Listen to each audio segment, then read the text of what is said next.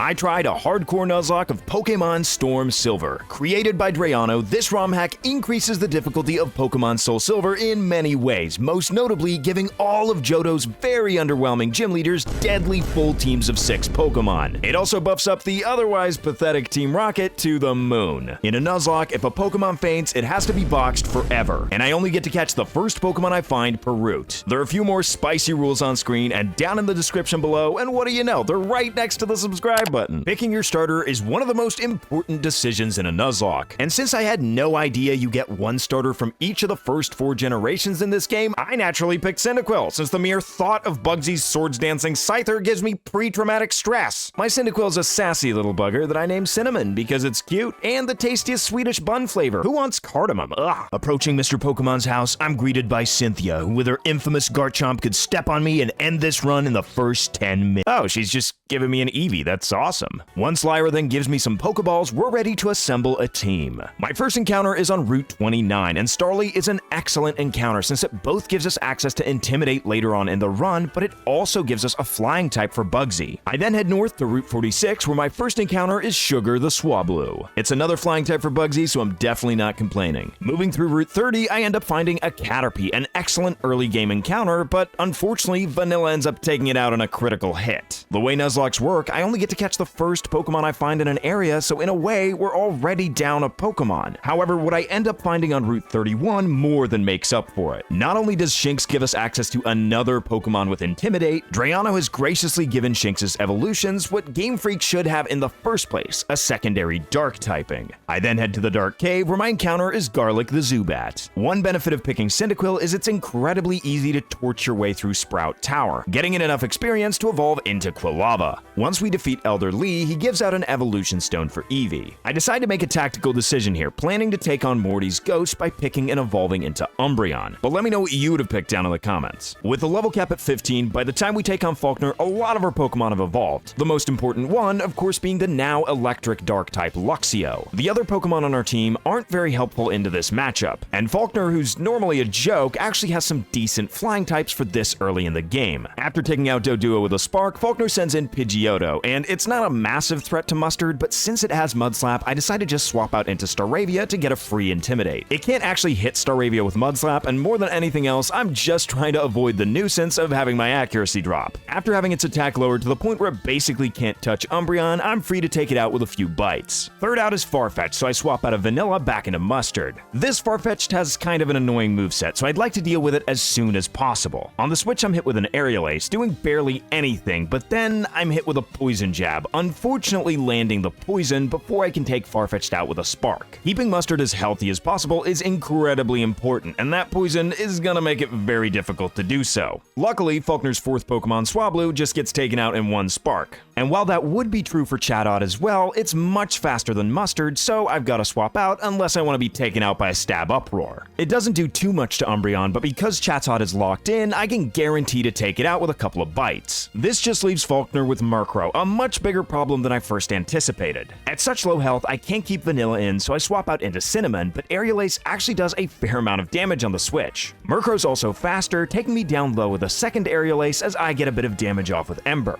At this point, I only have 2 Pokemon left at full health, so I send in Sugar, who unfortunately immediately gets hit by a critical hit Feint attack. This puts me in range of another attack, so I'm forced to swap to my last Pokemon at full health, Garlic, who unfortunately takes just over half from a Feint attack. If it would have done just 2 less damage, Garlic would be able to survive this second hit, and we'd be able to get through the first gym fight without a casualty. The only reason I didn't just immediately swap in Luxio against this thing is I wasn't sure I could take 2 hits and then survive the poison.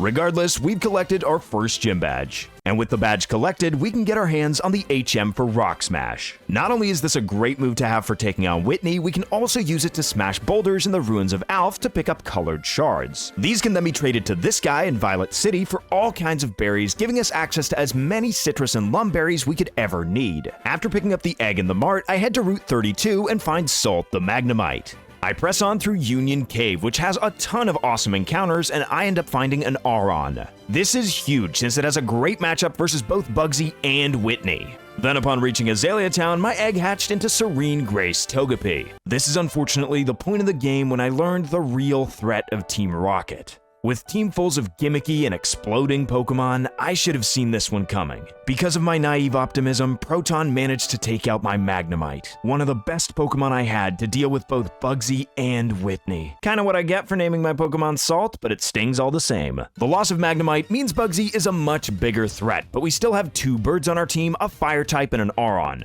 Bugsy starts out with Butterfree, which basically can't touch Pepper the Aron. After being tickled by a resisted Confusion, Pepper takes out Butterfree with a single quad-effective Rock Tomb. Even though its only fighting-type move is Counter, this baits in Bugsy's Heracross. All of its other moves are resisted, so I can pretty freely swap into Staravia to get an Intimidate, expecting that counter. I then go for a quad-effective Wing Attack, taking out Heracross in one shot. Yanma is third, and just like Butterfree, it basically can't touch Aron, so I freely swap in as it goes for a quad-resisted Ancient Power. It unfortunately lands a critical hit, which means after the next Ancient Power, Aron is below half health before taking Yanma out with another Rock Tomb.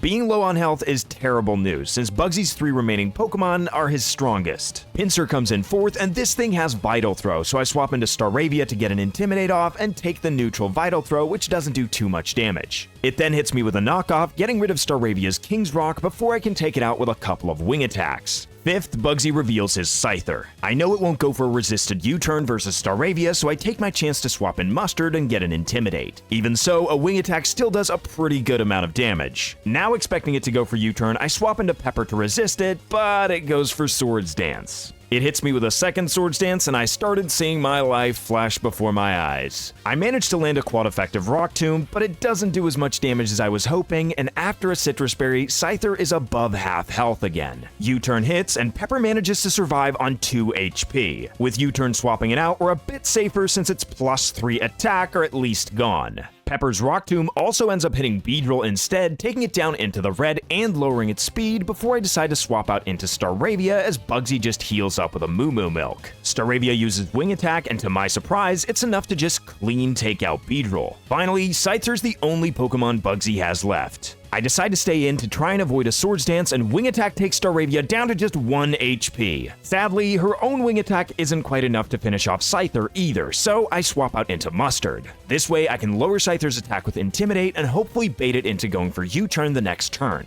My grand plan is to swap out into Cinnamon, and U-turn deals resisted damage, barely touching it. From there, I can fire off a Quick Attack, taking out Scyther's remaining health and gaining the second Gym Badge. Moving through Ilex Forest, I realize I don't have a Water type, so I go fishing and find my next encounter a Water-absorbed Poliwag. It's incredible. I don't know how long I can hold on. Keep it up. I don't suppose you saw that. I should have guessed there would be passing trainers. Excuse me, what? Before I reach Goldenrod, I have to pass through Route 34, where my encounter is an Electrike. Upon reaching Goldenrod, I randomly stumble upon this guy's quiz. This is an important quiz, because if we answer all the questions correctly, we get to pick a Sinnoh starter. Unfortunately, I wasn't really thinking while I was doing this. I was so excited to receive a starter, I picked Turtwig. While there's nothing wrong with getting a shell-armored Turtwig, it's actually a great Pokemon, I just missed the chance to pick up a fighting type right before challenging Whitney. If you never faced Whitney as a kid, first of all, congratulations on not needing therapy for your irrational bovinophobia. Secondly, she's the only threatening gym leader in the base game, and in this version, one look at her team and you already know it's gonna be 10 times worse. So when I head back to Azalea Town to pick up my Hoenn starter, do I do the smart thing and pick Torchic? Nope, I decide to round out my starter typings by picking Mudkip. Mudkip is fine and by far the best choice in Hoenn, but firefighting is so good in Johto that this is a huge miss. So for now, I'm stuck with Cumin. Going into the fight versus Whitney, I wasn't optimistic, but neither was I prepared for exactly how bad things were about to get. I start out with Pepper and try to fish for a defense drop with Rock Smash, which I end up getting on the first turn. Right after that, Whitney hits me with her usual shenanigans, infatuating me with Attract. This ends up costing me about half of my health before I manage to take Lickitung out. Clefable comes in next, and this thing having Water Pulse is actually a decent argument for picking Turtwig. It keeps hitting me with Water Pulse, which is barely doing anything, and it can never crit because of Shell Armor. This gives me a lot of turns to use the high critical hit ratio move Razor Leaf to fish for a critical hit, eventually taking Clefable out. Next is the Fairy Normal type Wigglytuff, which not only has Ice Beam, so I'm forced to swap out, it also has Psychic, so it will be a total counter to any fighting type I could have brought. I don't have much of a choice here, I'm just fishing for defense drops with Rock Smash at this point. Wigglytuff goes for Wish, and though I know it's gonna get all its HP back, it's worth getting that defense drop with Rock Smash, which unfortunately triggers Wigglytuff's cute charm. Not wanting to deal with Attract and expecting a Psychic here, I swap out into my Dark type Mustard, meaning the Psychic will do nothing. I then go for a Spark, which actually deals a massive amount of damage, taking Wigglytuff below half health. Wigglytuff then goes for a Wish, which doesn't matter since it won't have time to gain back any health, as another Spark takes it out in one hit. Wait a minute, it survived? Oh well, I guess things could have been worse.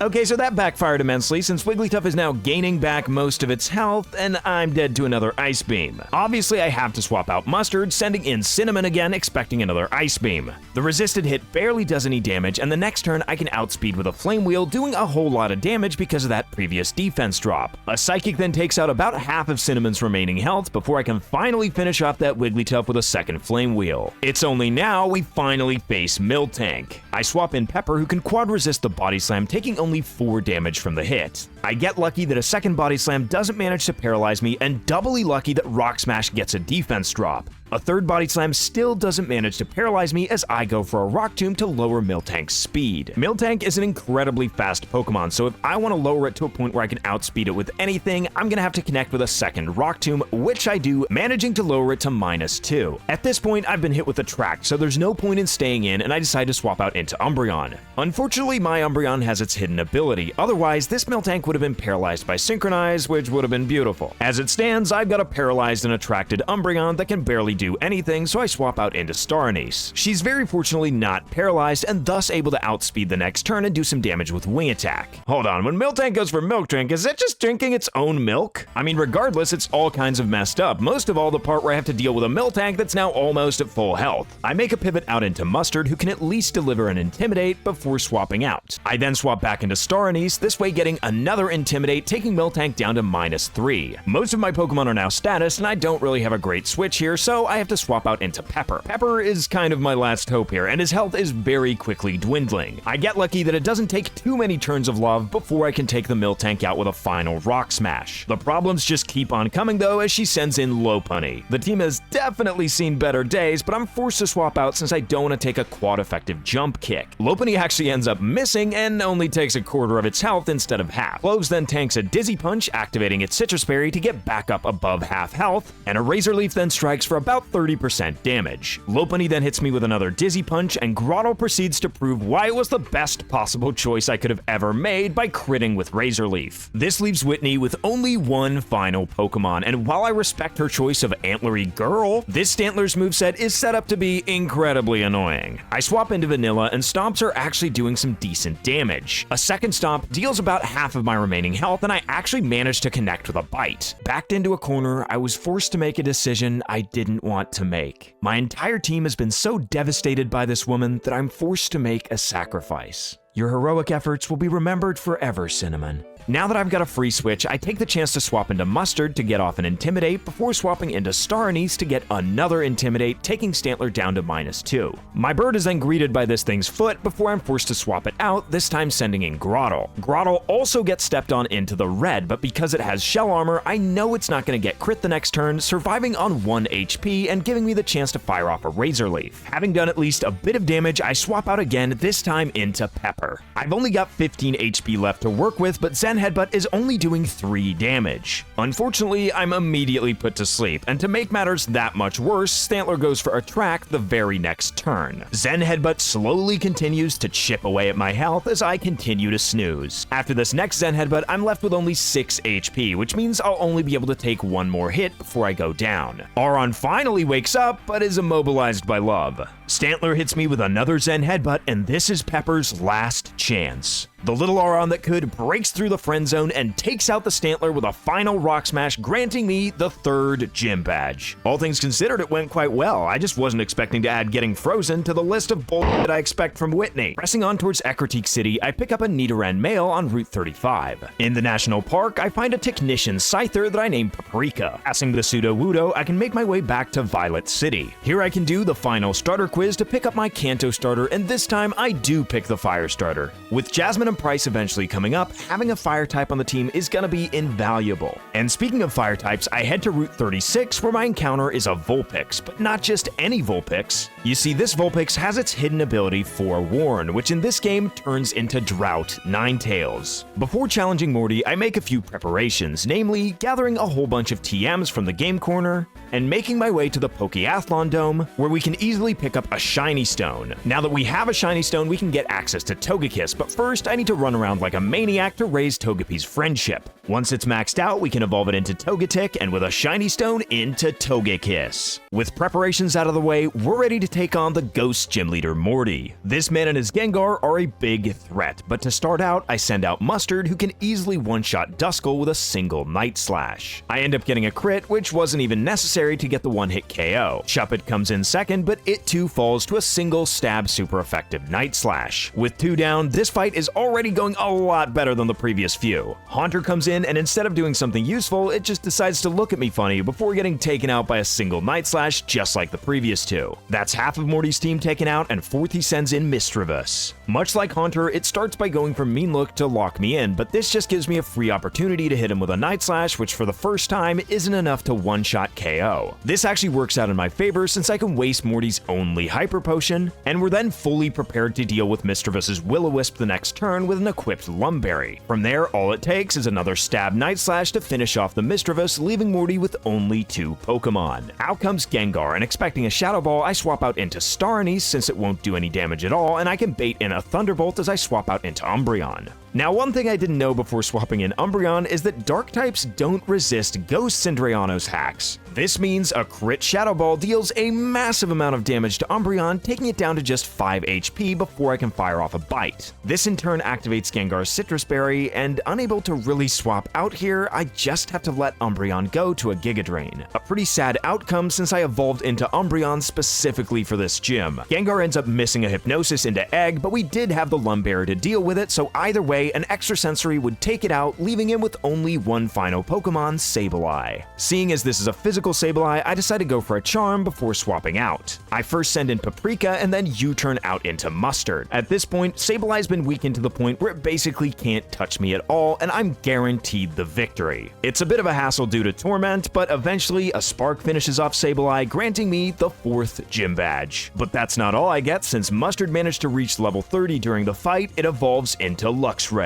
Moving through Olivine City to get to Cianwood, I talk to this guy who's really into Steel types. In fact, he gives me a Metal Coat. I put it to use immediately, evolving Scyther into Scizor. I then talk to this man in Cianwood who gives me a Choice Band. With it, I'm ready to take on the 5th gym, and oh, here's the script, just in time. Let me give it a read for you. Chuck is so lame. He's so lame that Choice Band Staraptor takes out all his Pokemon in one hit each. He's such a pathetic excuse of a man. No wonder his wife is always trying to fly away. Jeez, that's harsh. Anyway, let's keep reading. Chuck is the lamest loser in the game, even more lame than youngster Joey's Zero IV Rattata. Kinda rude towards Joey, but moving on. Chuck is such a dumb can't say that on YouTube. Anyway, no wonder his name rhymes with wait, there are 4 more pages of this? I think they get the point. I have a pretty easy time getting the 5th badge. Remind me to never let Chuck's wife ghostwrite for me again. With 5 badges in hand, the next 2 gyms to prepare for are Jasmine and Price. Since they're both weak to fire, I use a Firestone to evolve Vulpix into Ninetales and level up Charmander until it evolves into Charizard. With the team upgraded, I am more than ready to take on Jasmine, who starts out with a Metang as I send in Ginger to set up the sun. I'm then expecting Metang to go for an Earthquake, so I swap out into my Flying-type Charizard to dodge it and get in for free. I then outspeed the Metang with a Stab, Sun-boosted, Charcoal-boosted Flamethrower for the one-hit KO. Second out is Magneton, and sadly in Generation 4, Sturdy does not work the way it does in later generations, so it too gets eviscerated by a critical hit Flamethrower. The first real friction is our 3rd Pokemon, Heat-Proof Bronzong, which actually is bulky enough to withstand a Flamethrower. On top of that, it annoyingly goes for Rain Dance, getting rid of our sun, so I swap back into Ginger to set it right back up. From here, we've got to dance around the rain a little bit. First, Jasmine uses a Hyper Potion as I use a Flamethrower the next turn, taking Bronzong below half and even managing to land a burn. At the end of the turn, Bronzong of course sets up Rain Dance. I swap out again, this time into Cumin, just in case it goes for something like Hypnosis, which it just ends up missing anyway. Ginger comes back in setting up the sun, this time for good, as the Bronzong just hits me with a soft Psychic.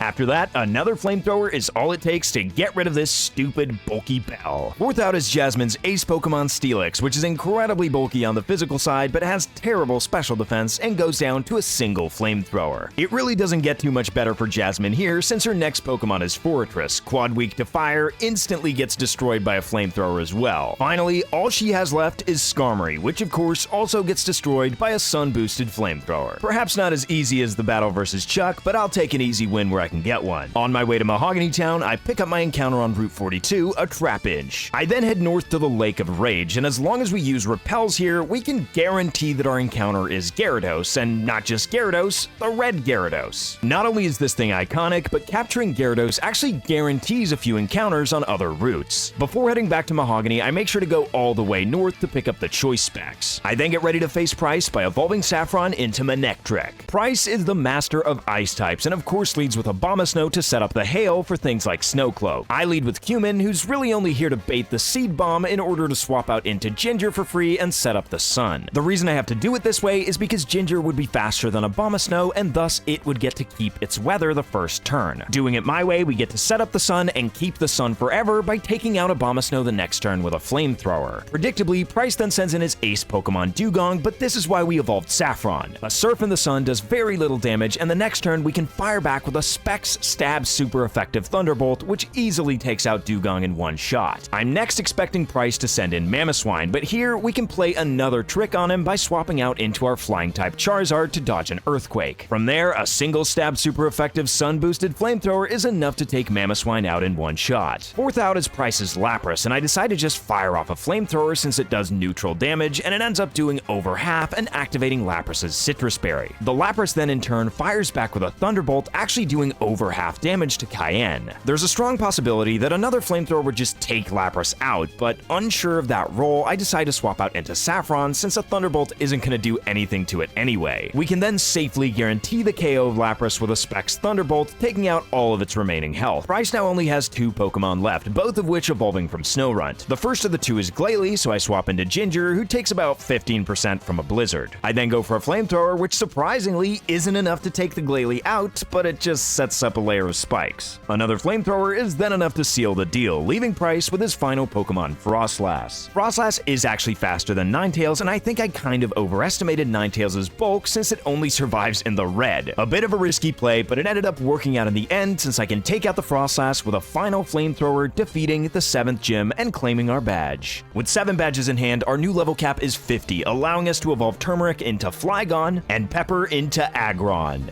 At this point, it's time to go to Goldenrod to take on the final stretch of Team Rocket. So far, the Rocket sections have been gimmicky but manageable, but this time around, the gangsters weren't here to play games. At this point in the game, all the Rocket admins have full teams of 6 Pokemon. But where my trouble really started is versus Petrol. The man has an incredibly gimmicky team that focuses on poisoning you. True to his strategy, he starts by poisoning Staraptor, as I can just take out his Raticate with a single close combat. Petrol's second Pokemon is Toxicroak, so logically, I swap into Cumin. So far, things were going pretty smoothly. I even managed to heal off a Toxic with a Lumberry and then dig underground. Little did I know at this point that this Toxicroak would cause me an immense amount of pain. It fails to hit me with a Toxic, as I failed to take it out with a single dig. What I didn't expect Petrol would do is withdraw his Toxicroak as I lock myself into Dig. As soon as I saw this happen, I knew I'd be faster the next turn, and all I could do was watch as Tangrowth destroys Cumin with a quad effective Power Whip. I'm not sure if the AI got incredibly lucky to pull that off, or if I just got totally outplayed. Regardless, the results are the same, and I'm down a Swampert. Saffron has to come in and take out the Tangrowth with a Specs Flamethrower. I then only have a brief window of success where I can send in Pepper to take out this Skuntank fairly effortlessly, before I once again have to take on this taunting and menacing Toxicroak. I swap out to Cayenne as Petrol just decides to heal up with a Hyper Potion. Then, without knowing it, I proceed to make the exact same mistake again, locking myself into a 2-turn move that just barely doesn't take Toxicroak out. And so, I have to watch Cayenne get torn apart by a Stone Edge. And while it felt awesome to send in Staraptor and take this Toxicroak out that's been flipping me off with both hands, unfortunately, my troubles with Petrol weren't quite over yet. I managed to get Weezing deep into the red before it shows me it's got Destiny Bond. So while the wheezing goes down, Pepper goes down with it. While the last few gym battles gave me the confidence I could get through this game smoothly, this battle was definitely a wake-up call. For those of you familiar with Heart Gold and Soul Silver, you'll know the final boss of Team Rocket is Archer. But in Storm Silver, things are a bit different, since Archer is only the penultimate boss before Giovanni. And while I knew this going into these fights and didn't have too much trouble taking out Archer, what I didn't know is that as soon as you beat Archer, Giovanni comes running in and you don't get a chance to take a break or change up your team at all. Luckily your team gets healed, but I still wasn't prepared. Giovanni's back and he's stronger than he's ever been in any other game. Fittingly, he of course starts the battle with his signature Persian, which is perfect since I started the Archer battle with Star Raptor. The very first turn I'm hit by Fake Out and of course flinch, but then I'm struck by a slash which fortunately doesn't crit. I hit back with a close combat, which is enough to take out Persian in one hit. This of course comes at the cost of lowering my expenses, which Giovanni is looking to exploit immediately by sending in Rhyperior, so I swap out into Mustard to lower its attack. Unexpectedly, I'm struck with a super effective Hammer Arm that would have taken Mustard out if it weren't for Intimidate. I'm expecting yet another Hammer Arm, so I swap out a Mustard into Chili to get yet another Intimidate, and at -2, a resisted Hammer Arm barely does anything. We're not quite out of the woods yet though, because while I connect with a quad effective Aqua Tail, Rhyperior's massive defense allows it to survive in the red. This activates Rhyperior's Citrus Berry, and after getting a bit of health back, it hits me with a Stone Edge, which even at -2 takes me deep into the red. I very fortunately don't miss the next Aqua Tail, at least allowing me to deal with Rhyperior. Third out is Giovanni's Tauros, which intimidates me and is faster, so I definitely have to swap Chili out into Cloves. Tauros ends up missing a Stone Edge, but starts the next turn by going for a Double Edge, dealing massive damage. After Tauros takes some recoil, I try for some damage with Earthquake, but it's not gonna be enough, only taking it down into the yellow. There's really nothing I want to swap into a Double Edge, so unfortunately, I have to let Cloves go. This sacrifice gives me a free switch into Star Raptor. She is slower than Tauros and would go down to a Double Edge even after +1, but at such low health, I'm expecting Giovanni to heal, giving me the chance to fire off a close combat, which will be enough to take out Tauros even from full health.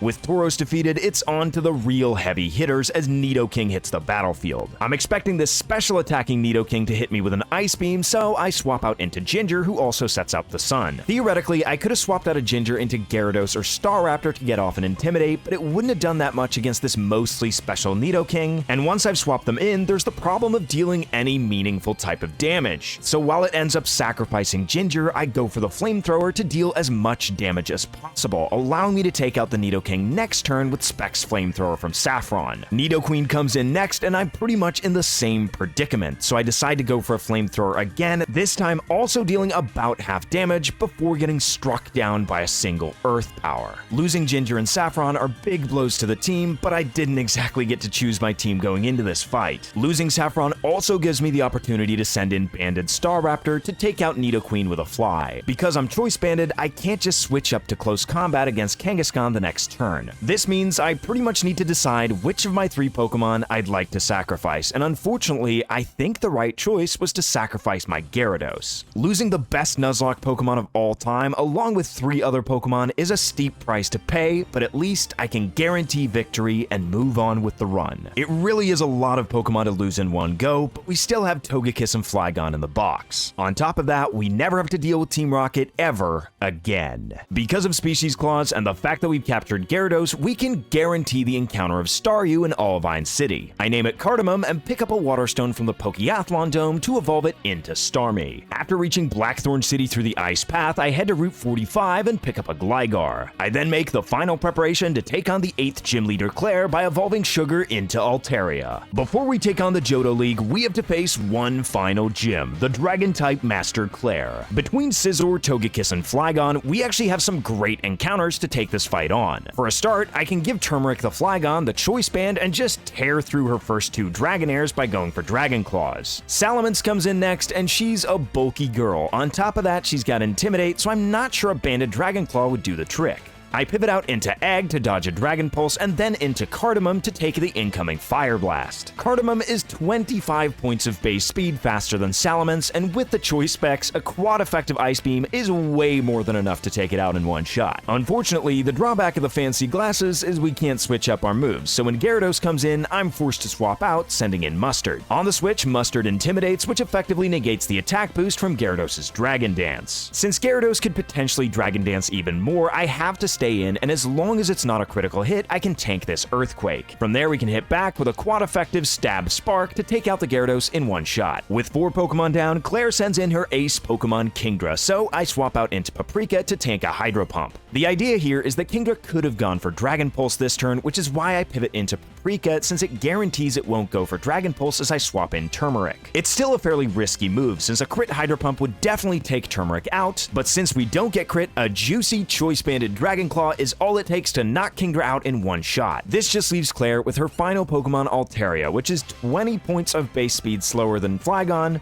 meaning that it also meets a swift end from a Dragon's Claws, and thus we've collected all the Johto gym badges. After beating Claire, we're forced into the Dragon's Den, where you can only find Magikarp and Dratini, so because of Dupe's Claws, we can guarantee that our encounter is Dratini. I then start moving through Victory Road, where we can pick up the TM for Earthquake. I then return to Cianwood, where this guy thinks Gligar is the most awesome Pokemon in the world and gives me a Razor Fang. With it, I can take that Gligar I found on Route 45 and evolve it into Gliscor, an excellent recipient of that Earthquake TM. With those preparations, I've assembled my final Elite Four team, starting with Mustard the Luxray with Spark, Thunderwave, Crunch, and Night Slash, Staranice the Staraptor with Close Combat, Brave Bird, Aerial Ace, and Fly, Egg the Togekiss with Air Slash, Flamethrower, Aura Sphere, and Extra Sensory, Paprika the Scizor with Bullet Punch, Iron Head, Bug Bite, and Night Slash, Cardamom the Starmie with Psychic, Surf, Thunderbolt, and Aura Sphere. We'll want Ice Beam on this thing later, but we've got that as a TM. And finally, Coriander the Gliscor with Earthquake, Aerial Ace, Ice Fang, and X-Scissor. The first member of the Elite Four we have to take on is the Psychic-type Master Will. He starts out with his signature Jinx as I send in my Choice Scarfed Gliscor. Jinx's defense is terrible, and the only real thing it has going for it is speed, but since we can outspeed with a Choice Scarf, it's easy to just knock it out with a single X-Scissor. Slowbro is second, and it could easily knock Gliscor out with a Surf, so I decide to swap out into Starmie to tank it comfortably. I then throw out a Specs Thunderbolt, which I half expected to take Slowbro out since it's more of a physically bulky Pokemon, but it's actually left in the yellow, and as a consequence, I just have to take another Surf. The following turn, I can use another Thunderbolt, and it's bye-bye Slowbro. Will then sends in Lunatone, and because he's got a super effective hit, I'm expecting him to go for Charge Beam, so I can very safely swap in Mustard. Mustard is Choice Banded, so after Lunatone hits with this not very effective hit, I can fire back with a Stab Crunch, which is gonna take it out in one shot. Very satisfyingly, the exact same goes for Solrock the very next turn. Will next sends in Xatu, but because Luxray's a Dark type, it really can't touch us, and all it can do is paralyze with Thunder Wave, but we don't get fully paralyzed, and another Crunch takes out Xatu as well. Finally, the only Pokemon Will has left is the Fairy Psychic type Gardevoir, so I'm forced to swap out, sending in Paprika. Gardevoir just sets up Reflect to boost its physical defense, but Paprika doesn't care, just striking with an Iron Head for massive damage, even through that Reflect. Then all it takes is a Technician boosted Bullet Punch, and we've completed the first member of the Elite Four. Our second challenger is Koga the Poison Master, and Drayano tricks us right away here by sending in Venomoth, which type he's changed to Psychic Bug. Regardless, it still falls to a Stab super effective Choice Banded Aerial Ace from Staraptor, so the type change didn't really throw me off. Second out is Weezing, and I pivot out into Coriander as it goes for Toxic, and unfortunately, I'm not Poison Heal Gliscor. The reason I do this is so it'll never go for Toxic when I send in Cardamom, and it just ends up going for Protect, which means I can take it out the next turn with a Choice Spec Psychic. With Weezing defeated, Koga sends in Crobat. This thing is just a touch faster than Starmie, and it's got X-Scissor, so I swap out into Staraptor to get an Intimidate, but it just ends up going for Brave Bird. It deals quite a bit of damage, and I kinda take a risk the next turn by staying in case it gets a critical hit. However, I do end up surviving, but unfortunately, a Choice Band Aerial Ace isn't enough to take out Crobat at its current amount of health and just activates its Citrus Berry. Since I know it just keeps going for Brave Bird, I swap out into Coriander, but it switches it up for Heat Wave, which is even weaker. With my Choice Scarf, I can then outspeed the next turn and take out its remaining health with an Ice Fang. Next up is Koga's Tentacruel, a physical Tentacruel, something I don't think I've ever seen before. for, and as I swap into Cardamom, it goes for Protect, but because it's so specially bulky, it of course manages to survive a Spec Psychic and sets up a Swords Dance. I don't think I've ever seen a Tentacruel go for Swords Dance, nor did I even know that it could learn it, because I would never do something so ridiculous. You're a creative genius, Drayano, but the Tentacruel goes down to a second Psychic. Next up is Koga's Toxicroak, and I'm not going to be fooled by this one again, and since I know it's got Sucker Punch, I swap out into Mustard. Turns out I could have just gone for the Psychic there since it just hits me with a Poison Jab. It does end up landing the Poison, but with a Lumberry, I can heal it off right away. Now expecting it to go for a super effective Cross Chop, I can swap into Egg, who quad resists it and barely takes any damage at all. Egg is not afraid of the potential Sucker Punch and instead just outspeeds with an extra Sentry, taking out the Toxicroak with quad effective damage. Koga's final Pokemon is Muck, but with a quick switch to Paprika and a couple of Iron Heads, I win the second fight. Our next opponent is Bruno, who shares a primary character trait with our boy Chuck. No, it's not that he's shirtless, or even the fact that they both have 5-letter names, it's of course the fact that he's a fighting type trainer. The difference between the two is that Bruno is a lot more formidable. I even forget that he has Sucker Punch on his Hitmontop and get Cardamom incredibly low before I can take it out with a Psychic. I could have played around it by swapping around my Intimidators a whole bunch, but it ended up working out, and I even take out Hariyama the next turn with another Psychic. Lucario is third, and even if I weren't locked into Psychic with my choice specs, Lucario still has Extreme Speed, so I'm forced to swap out, sending in Luxray to get an Intimidate on the switch. This does take the sting out of Extreme Speed, but the main point of pivoting through Luxray is to force it into going for a fighting type move so that I can safely swap in Gliscor. Scarf Gliscor doesn't care at all about that Extreme Speed, especially after Intimidate, and all we have to do is click Earthquake to delete this Lucario from existence. Bruno's fourth Pokemon is predictably Hitmonchan, which has all the elemental punches, so I decide to swap out of Coriander, expecting an Ice Punch, into Mustard just to lower its attack a bit with Intimidate. The Ice Punch barely does any damage, and now that I'm once again expecting it to go for a fighting move, I can send in Egg, who quad resists the high jump kick. From there, I strike with a super effective Air Slash with the intention of either taking it out or trying to get it flinched, but unfortunately, it manages to break through and hits me with a Thunder Punch. Bruno, who's in the business of being an annoying Pokemon boss NPC, of course goes for a Forest Ore, at least giving me the chance to two-shot the Hitmonchan. Fifth is Bruno's Hitmonlee, and while it has Stone Edge, I can safely swap into Coriander since even a critical hit wouldn't be close to taking us out. From there, a single Aerial Ace is all it takes to take out Hitmonlee, and Bruno's final Pokemon Machamp is just hard-walled by Coriander, so a few Aerial Aces later and we're done with the fight. Johto had a Karen before it was cool, but with a double-teaming Umbreon, she was always just as annoying. In this game, her team is very buffed up, and while Dark types have a great matchup versus Starmie, Drayano graciously gives it access to the fighting type move Aura Sphere, and with choice specs, that's more than enough to take out Mightyena. Second out is Spiritomb, and since we're locked into a move that can't even hit it, I'm forced to swap out into Egg. On the switch, it sets up a Nasty Plot, which I'd be a lot more afraid of if this Spiritomb had any moves that were good against Egg at all. The first turn, Egg does manage to land a flinch with Air Slash, but is unsuccessful the second time, getting Spiritomb into the red, but hit by a Dark Pulse. Not straight up taking it out kinda works out in our favor since we get to waste one of Karen's Forest Ore and then just take out Spiritomb a few turns later with Flamethrower. Honchkrow is third, and Egg doesn't really have anything to hit it with, so I swap out into Mustard, who can also get an Intimidate off on the switch. Honchkrow connects with a Thunder Wave, but with a held Lumberry, it's like the status never even happened. I then go for a Spark, which to my surprise is just a clean one-hit KO. With 3 Pokemon down, Karen's fourth Pokemon is Absol. I switch out to Coriander, but the Absol just ends up missing its Mega Horn. It then does manage to outspeed Coriander with a priority Sucker Punch before getting hit hard by an X-Scissor. Karen then just completely gives up on the idea of some extra chip damage with another Sucker Punch and sacrifices Absol to an X-Scissor. Umbreon comes in, and we've got to deal with this double-teaming monstrosity quickly. The only thing I hate more than Cardamom Buns is evasion tactics. For that very reason, I equipped Scizor with the Choice Band so that a single Bug Bite would take out Umbreon as soon as it connects, and thank goodness it's the very first turn. Finally, Karen has Houndoom, but having Scizor in here actually works out perfectly since once I swap out into Cardamom, it's guaranteed to go for a fire move that we resist. From there, Starmie's insane base speed coupled with the Choice Spec Stab super effective Surf is more than enough to take Houndoom out, beating the Elite Four. With all 6 of my Pokemon remaining, I'd given myself the best chance at taking on the Johto champion. Drayano has buffed up this man's team, but will it be enough to beat my spicy squad? In the original Johto games, Lance is a pretty formidable opponent as it is. Drayano has gone out of his way to give all of his Pokemon much more competitive movesets and add a Garchomp to his team instead of one of the Dragonites, which is the reason Cynthia is the most feared champion of all time. Regardless, the fight starts out incredibly well, with Gyarados going going down to a Specs Thunderbolt. Aerodactyl comes in next, an incredibly fast hard hitter, but it just misses a Stone Edge as I swap out into Scizor. The second Stone Edge does get a critical hit, the Paprika just barely survives, able to fire back with an Iron Head to take out the Aerodactyl. Scizor being so weak to fire, it's predictable that Lance sends in Charizard. What's a lot more unpredictable is it goes for Aerial Ace instead of a fire move, but I guess either would have done the trick with Scizor at such low health. Charizard then continues to be unpredictable, actually managing to survive a Specs Surf. It then completely wastes its newfound opportunity by just going for another Aerial Ace. Lance then goes for a full restore, and the next Surf is enough to KO, so that previous one must have been an incredibly low roll. In comes Lance's first Dragonite, the special attacker, so I send an Egg to dodge a Draco Meteor. Now expecting a super effective Blizzard, I swap back into Cardamom, who can just barely tank it, surviving in the red. Lance now has 3 Pokemon left, this Dragonite, another one, and a Garchomp, all quad weak to Ice, and all slower than Cardamom. Lance doesn't have a single priority move, and no amount of low-rolled Ice Beam would ever not KO any of his Pokemon. Locked into Ice Beam, Cardamom is a guaranteed winner, and as Lance sent in his final Pokemon is when it dawned on me. Perhaps I've been too harsh in my judgment and wrong this entire time. Could it be possible that Cardamom was the better bun this entire time? Becoming the Johto champion is a huge milestone, and we mostly owe it to Cardamom the Starmie. Pretty much every mon on our team had a very important role to get us through this Elite Four death list. But if you know anything about the Johto games, you'll know the Elite Four isn't the end.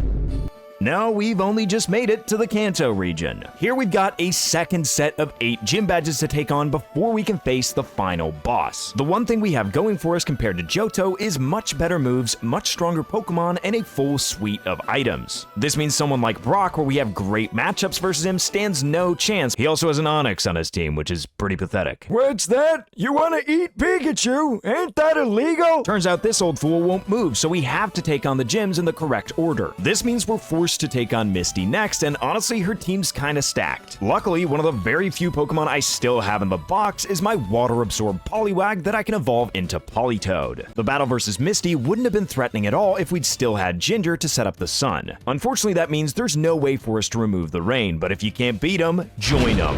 Starmie gets access to Thunder, which is 100% accurate in the rain, and with the specs, it's enough to one-shot Politoed. Next out is Lantern, which is looking to nail us with a Thunder of its own, but we can just swap into our Ground-type Coriander and nail it with an Earthquake the next turn, taking it out in one shot. The biggest 2 problems on Misty's team are Lapras and Starmie. With rain-boosted Stab Hydro Pumps and 100% accurate Thunders, I only saw one way to get around it. Lapras can only hit Coriander with Ice Beam and Hydro Pump, and Oregano is either immune or resists it. It then always wants to hit Oregano with Thunder, so we can safely swap in Coriander. All I have to do is swap through this loop 10 times, and Lapras will run out of Thunder, allowing me to swap in Cardamom safely and just take it out with a couple of my own. It's not the most noble of strategies, but it still leaves us with the second problem of Starmie. The only issue for Misty is Starmie has kind of the same problem. It uses the same moves, so we can just present the same loop and always gain health back with Oregano to stay healthy to tank those Ice Beams. Once the Starmie's out of Hydro Pumps, which would otherwise destroy Scizor, we can safely swap it in. Scizor still takes a fair amount of damage from Thunderbolt, but we can gain a lot of it back by going for Bug Bite and stealing Starmie's Citrus Berry. With Starmie out of the way, Misty only has 2 Pokemon left, one of which being Vaporeon, which only has Surf as an attacking move. This means Oregano is completely safe and can poison it, and I then swap into Cardamom as it Baton passes into Golduck, which immediately gets destroyed by Thunder. I don't have to take my chances against Vaporeon and can just wait out the poison to claim my badge. With Misty defeated, we're on to a much simpler matchup. We all know that Lieutenant Surge can be swept in the first generation by just picking up a Diglett in the nearby cave. Turns out Scarf Gliscor achieves the exact same thing. I managed to make it to Fuchsia, but their town's completely infested with Cloyster. They're also fighting it with quad-resisted Ice Beams from a Chansey. Yeah, you're screwed. Not quite as screwed as their gym leader Janine though, since her poison types are weak to our 2 strongest Pokemon, Cardamom and Coriander. My confidence in taking on these boss fights was once again at an all-time high. At this point, we do have a bit of freedom in which order to take these boss fights on. Eric is actually a bit tricky, since if her Jumpluff sets up the sun, her Chlorophyll Pokemon actually end up wrecking my team. The most effective way to deal with this is just to swap out choice items on Cardamom, giving it a Choice Scarf instead to outspeed, and taking out Jumpluff with Ice Beam. Now that our Pokemon are all slow, they really don't handle Specs Togekiss with Air Slash particularly well, and we very easily collect the badge. With my newfound hubris, I head right into the fight versus Sabrina, and unfortunately, Drayano has done something very sneaky. I knew going into into this fight that at some point I'd be trapped in by Wobbuffet's Shadow Tag. The way my planning worked out, that would happen to Coriander, so I made sure to teach him U-turn to be able to escape Shadow Tag. The real problem is U-turn deals super effective damage, so whatever I switch in is gonna be struck by a full force counter. This means from the get-go, I'd already decided that Star Anise would have to be my sacrifice, and it stung all the more when Wobbuffet goes for Safeguard on the turn that I switch in. I couldn't give Staraptor any moves that were super effective against Wobbuffet, and so my best bet is to just fire off a Brave Bird, but without a critical hit,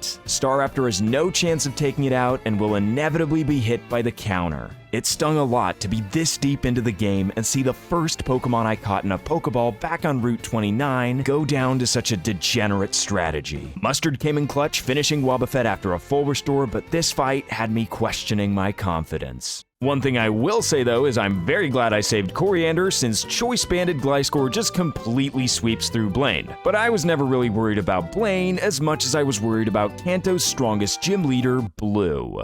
Just like everyone else in this game, Blue has a juiced up team. As the penultimate boss of the game, Blue's a pretty scary boss as it is in base Heart Gold Soul Silver. I begin the fight with Gliscor, who can easily knock out Nidoqueen with an Earthquake. Gyarados is next and fails to lower Coriander's attack with Intimidate due to Hypercutter before I swap out into Cardamom to tank an Aqua Tail. We've done this before versus both Claire and Lance, but we just take out Gyarados with a Specs Thunderbolt. Third is Blue's ace, and definitely a formidable boss, Tyranitar. I figure my best option to deal with this thing is to swap into Paprika, but a Stone Edge on the switch deals massive damage even without being a crit. I fish for a flinch with an Iron Head and do a ton of damage in the process, but I don't end up getting the flinch. All it does is activate Tyranitar's Citrus Berry, getting it back up above half health before it takes Paprika out with a crunch. It seems this Romhack isn't about to give up yet. The free tempo allows me to switch in Egg and at least take out the Tyranitar with a quad-effective Aura Sphere. With 3 down, Blue's 4th Pokemon is Rhyperior, so I'm forced to swap out, sending in Mustard to get off an Intimidate. Rhyperior even misses a Stone Edge on the switch, allowing me to swap out for free, sending in Coriander to dodge an Earthquake. I then fire off an Earthquake of my own, but because of Rhyperior's massive bulk, it only does about half of its health. It isn't too big a deal since Coriander has massive physical bulk and doesn't care too much about the moves that Rhyperior can throw at me, so another Earthquake takes it out. 5th out is a Machamp, which I'm expecting to go for the quad-effective Ice Punch so I can freely swap in Cardamom. From there I go for Spec Psychic, taking it out in one shot and leaving Blue with his final Pokemon, Executor. Executor isn't exactly the most formidable of threats, but it stays true to Blue's original team, so while it's a flavor win, it's a simple win for me after a single Air Slash from Egg. With Blue defeated, there's only one fight left in the game, so we've got to make our ultimate preparations. Starting out by grabbing that Dratini I found in the Dragon's Den and evolving into Dragonite. We've now got a dangerous looking team. There's just one little problem. None of these guys can learn Rock Climb, so there's no way for me to actually reach Red. So I have to dip back into the box to pick up that Nidoran I found on Route 35 and evolve it into Nidoking. Sorry Dragonite, it's last in first out. With Mayo the Nidoking replacing Mayo the Dragonite, I had all I needed to summit Mount Silver. We've reached the top, and whether we win or lose, it all ends here.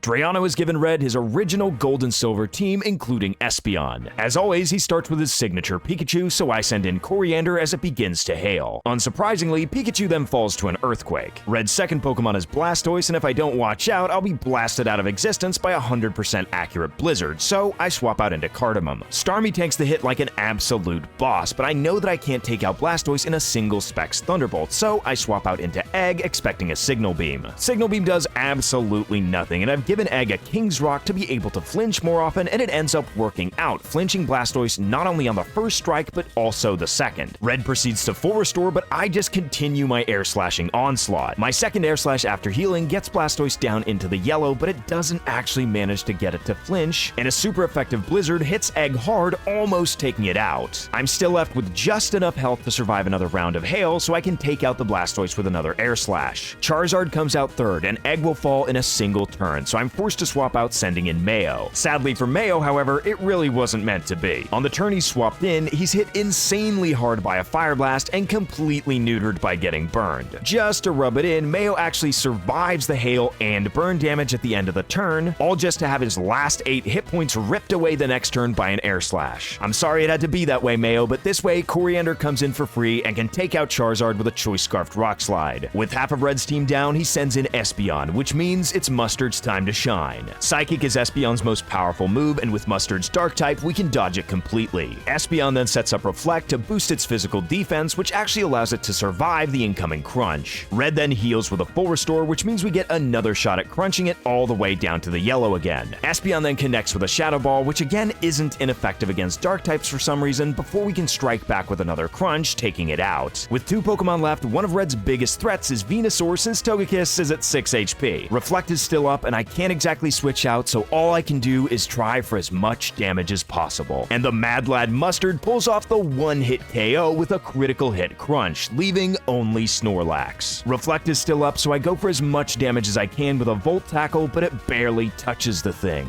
Snorlax connects with a Body Slam, and it's game over for Mustard. From here, it's time for Oregano to make his first appearance and sing a Perish song. With Snorlax being Red's final Pokemon, as long as I can stall out the next 3 turns, victory is mine. Snorlax does paralyze Oregano with a Body Slam, but a Lumberry heals it off. I then go for Protect to stall out the second turn of Perish Song as the Snorlax heals all the way up to full with Rest. With nothing left to do, Oregano tries to poison Snorlax but fails due to immunity and is hit by a Body Slam, paralyzed again. At the end of the turn, Reflect wears off, and unfortunately, Oregano has just enough health that Hail is enough to take it out. You are a star player, even though you only featured in 2 fights. Finally, I send in Coriander, and there's no move I have that can take out Snorlax in 1 hit. But I don't need Coriander to do a single point of damage. All I needed to do is soak up damage from a Body Slam, and wait for the end of the turn when Snorlax's Perish count falls to 0 and it loses all its health. And with that, I'd truly done it. I'd beaten a Pokemon Storm Silver Hardcore Nuzlocke. As my first ever Romhack experience, it was awesome. A lot more difficult than a normal Pokemon game, and so much more fun to plan for. This has been the most intense video I've ever had to produce for the channel, so if you like this type of content and want to see more Romhacks, like and subscribe, and leave the Romhacks you want to see down in the comments below. But until we see each other next time, for now, it truly is the end.